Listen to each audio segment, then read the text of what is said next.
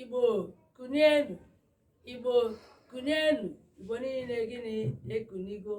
Igbo ndị ọma nwe mmadụ, ndị ọ na-adịrị mma n'ụtụtụ, ehihie na abalị. Ana m asị unu ihe ọma mere onye ya mee gịnị mekwara ibe ya. Igbo na-ekwu mgbe ọbụla si egbe bere ugobere, nke si ibe ya ebele gụkwa ya. Mana anyị ya nna ya ana m ajụ ma ọ dabakwa. Ana m asị kama nke ga-akwa ya ya mee gịnị ya gosi ebe ọ ga-ebelu. Ụta ka anyị si chee ya. Ọ dị mma, anyị awụchakwala ọzọ kpọmkwem n'ụbọchị nke tata. Unu ga-asị kedu odoziakụ, kedu ndị gị na ha na-eme mmemme ebe ha nọ. O nwere ka atọ na nwata si jee ozi ezinyere ya, ọ batakwa, unu ga-ahụ ihu ya. Elefe dike gbapụkwara ka o jee weta otu ihe maọbụ abụọ, unu ga-ahụkwa ya n'oge na-adịghị anya. Mana ebumnuche m nọrọ ala ọbara abara n'ụbọchị nke tata bụrụ onye isi ọkwọ ụgbọ na mmemme a ga-eme, maka ọtụtụ ihe na-eme ụbọchị nke tata ihe gbasara gịnị anyị nwa bụ ụmụ nwaanyị. Ka ndị wee na-asị aga m ekwucha ya sọ m gbapụtakwara ụmụ nwaanyị agadaga ndị ahụ na hụbụrụ ihu ha ka akwụkwọ ihe ọzọ gbasara ihe alụmdi na nwunye. Kedu ihe anyị chọrọ ileba anyị n'ụbọchị nke tata? Ịza ama. O nwere ihe a na-akpọ ịza ama. Abịa ije di nwoke na-alụ nwaanyị, akpọta nwaanyị ga-abịa lee n'ala, lee ebe a na-alụ ya, mee otu ihe ma ọ bụ pụọ n'ezinụlọ ahụ. Ihe kachasị ya na-akpọ ịza ama. Nwaanyị ga-etete n'oge sachasịa ma ihu ma ngwuru ebe alụ ya, mee ka ihe niile dị ọcha. Mana asị m ka leba n'anya ihe dị n'otu a. Ụfọdụ na-alụ nwaanyị ha ebe ha bi, nọ n'ebe alụcha, nọ n'ebe amụ ụmụ, nọ n'ebe a kee di. Ụfọdụ ụmụ nwaanyị amadịghị ebe a na-alụ ha. Ihe dị otu ọ dị mma? Kedụzi maka omenala ahụ a na-akpọ gịnị? Ịza ama. A na-eji agụ agụgụ, a na-eji akwanye nwaanyị ugwu. Ụfọdụ ndị amaghị ihe ndị a, ha tinye ọnụ, ha nye ndụmọdụ ihe kpatara ndị ahụ anaghị eme ya, ka nwee ike bido gịnị mewe ya. Maka ihe anyị na-eti mkpu ya wụ ka ọ dị mma. Nke ọbụla a na-anaghị emete, anyị na-asị mba nke a dị mma, ka esi otu a ka esi otu a mee ya. Ụnụ mara ọ bụ Odoziakụ Chinyere bụ onye ndu na mmemme a. Ka m gbapụtakwa ha ọzọ, ha ga-akọwakwa aha ha ọzọ. Adịghị ama ama maka ndị o gwara gịnị, ndị o ga-ebido n'aka nne m Odoziakụ ka o ji aka ya kọọ gịnị aha ya ọfụma. Odoziakụ. Afa m bụ Odoziakụ Priscilla Ugwu. Abụ m onye Enugu ndị obiọma. Ana m anọnyekwara anyị n'ihe a na-eme n'oge ugbu a.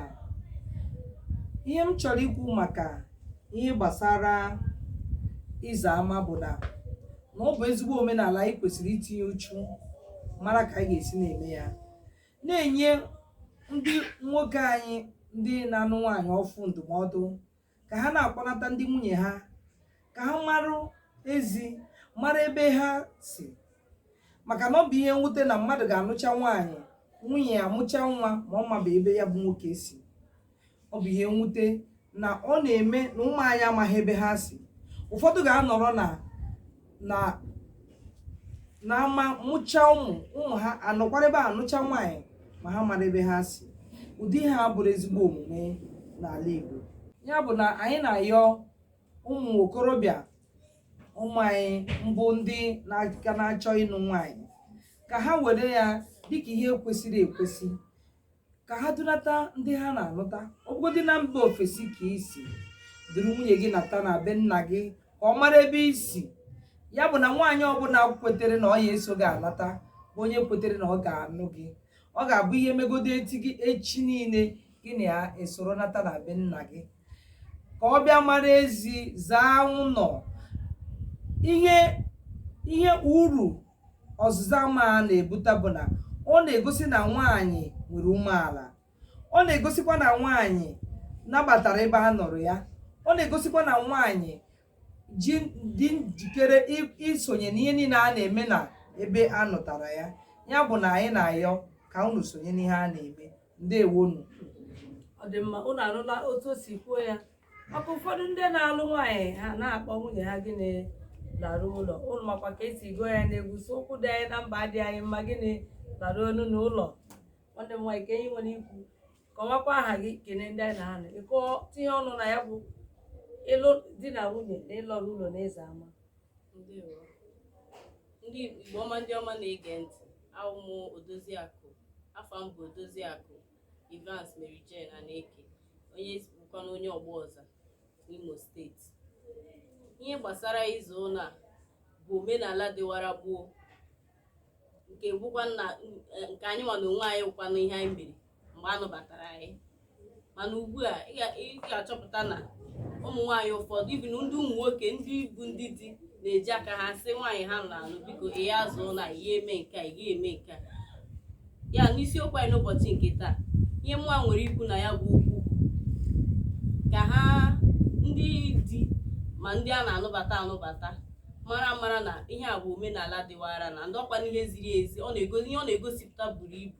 Ọ na-egosi na ịnabatago ebe ahụ a na-anụbata gị. Ọ na-egosikwanụ na ibu ihe abata ịzachasịa ebe enwe ebe na-adịrọ mma enwe ihe ruru unyi ịzachasịa wee bata wee dịkwanụ ọhụrụ. Ya uru dị na ya buru ezigbo ibu. Ọ na-ebutekwa ịdị n'otu, ọ na-ebute ịhụnanya. Wee na-ayọ ka ndị di ma ndị a na-anụbata bata lụrụta ụlọ, n'ihi na kịta a na-anụzi onye ọbụla nọrọ na ka n'ụzọ ka n'ama, ka ha nọrụta ụlọ mara omenala Igbo, mekwana ihe ahụ ha kwesịrị ime, sorokwanụ ndị nwunye ha, soro ndị nwunye di ha, soro ụmụnne di ha ma nne di ha wee mmekọrịta, zaa ụlọ, mara ebe a na-anụ ha, ụmụ ha ga-amụta marakwana omenala Igbo. Omenala Igbo wuru ihe ga na-aga n'ihu. Udo dịrị unu. Ya ọ dị mma, anyị kwuola ya. Ihe a na-ayọ kpọmkwem bụ ụfọdụ ụmụ nwoke anyị na-abụ ha lụta ha na nwaanyị, onye ọbụla akpọrọ nwunye ya gịnị kpọba n'ime ọrụ oge ahụ ga-eji aza ihe ya sị ya pụtakwala ezi.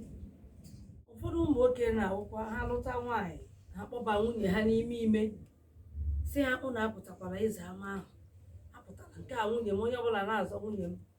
Mana ịza ama bụ ihe eji mara, a na-eji ya agụ agụgụ, a na-eji ya akwari nwaanyị ugwu. Ebe ọbụla a lụtara gị ị ga-asị ya mgbe m bịara ebe di m ajụọ gị nwe ịzaala ama. Nwa ihe eji anya isi onye na-etinye ugwu nye. Mana ndị ugbo amadị ihe wa ama ma ya fọdụkwa ịza. Ụfọdụ a na-azụ ime ụlọ, a na-azụ ama za kpoo ntụ ụtụtụ, kpochapụ ya, kwanye nkụ, mete ihe niile dị agha. A na-asị onye azọzila nke a bụ nke m. Mgbe ọbụla onye ọbụla si nwunye nke ya lakpuo n'ime azara, nwunye onye ga-abịazi gịnị aza ya bụ ama. Ndị nne na nne ahụ na-aza ya ọkwa nwunye mmadụ ka ahụ. Onye ọbụla mara na ihe dị mma imewaga ya nụ. Ala ịlụta nwaanyị biko kpọruo ya ụlọ, kwụọ ụgwọ isi nwunye gị, gosi na ịlụọla nwaanyị. Usoro ihe na-ebute ọtụtụ nkewa ugbu a. Ịlụọ mmadụ gị na ya bịa afọ 5 afọ 6 akwụbeghị ụgwọ ya, ọ mụọla ụmụ 3, echi asị na gịnị a na-azị alụ. Mana ịbụ na ịlụọ nwaanyị mee omenala, kpọruo ya ebe nna gị, ya zaa ama banye na ihe a na-eme. Mgbe onye ọbụla kpọpụtara nwunye ya ose ụzọ ha mere gịnị abanye na ihe a na-eme. Mana tupu m kpebie ya, aga m ajụ ndị mmadụ a nọ n'ebe a, unu zara ya bụ ama? Odoziakụ, ị zara ama mgbe a nụrụ gị? Azara m ama mgbe a nụrụ m. Na-ayọkwa ndị mmadụ ha kpọbata nwunye ha ka ha zaa ya bụ ama, ka ha nwee ugwu dịka nwaanyị a nụrụ n'ala Igbo, ka ha soro n'ihe a na-eme. Anyị niile na-egbu ofu ihe, ọ ga-akara anyị mma. Udo dịrị unu. Nwanne m nwaanyị, ị zaala na ịgba ama ka ị ka ga-eche ka ị ga-aza? Azara m ya bụ ama mgbe a nụbatara m, zaa ya zamakwana ya ọfụma ngwa nna ihe gbere obiọma na obi ọcha wee zaa ya bụ ama. Were na-ayọkwa ọbụnagodi ndị anụgoro anụ na ndị aka ga-anụ anụbata gị, gbaa mbọ hụ na ịzara ya bụ ama, n'ihi na omenala Igbo ndị omenala Igbo ga-adịrịrị. Ọ na-egosi anyị akọwago ihe niile, ihe nrite na ngosi ihe ọ na-egosi. Wee na-ayọ anụbata gị zaa ama, ọbụnagodi ndị di gbaanụ mbọ hụ na nwunye unu zara ama. Abịala abịa akpọ oke si mba nwunye m agaghị aza dịka nwanne anyị nwaanyị si wee kwuo. Mba, kpọpụta ya ka ọ zaa ama ahụ, nwetakwana ihe nrite uru a, ka ihe ahụ ịnụbatara ka ihe ahụ chawapụta n'ezinụlọ. Udo dịrị unu.